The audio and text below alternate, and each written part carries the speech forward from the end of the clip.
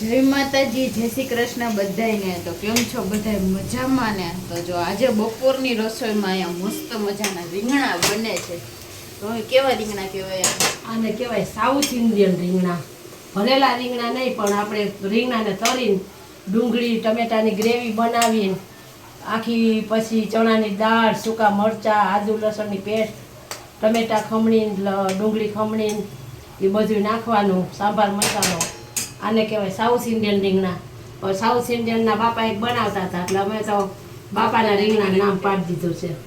South ઇન્ડિયનની recipe છે ને, બનાવી છે એક બાપાએ, એટલે અમે એમ નથી કહેતા, અમને એમ જ કહેવાય છે કે બાપાના રીંગણા। એટલે અમે એમ કહે હું બનાવું છે તો અમે એમ જ કહેવાય છે કે બાપાના રીંગણા। કા હા, બીજું રીંગણા તળી રાખી દીધા છે પહેલા।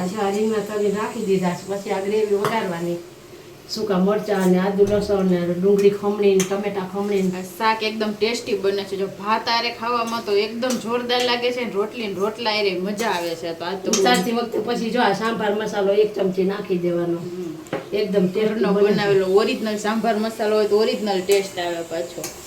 ચાલો આજે બપોરે મસ્ત જમવામાં બાપાના રીંગણા છે।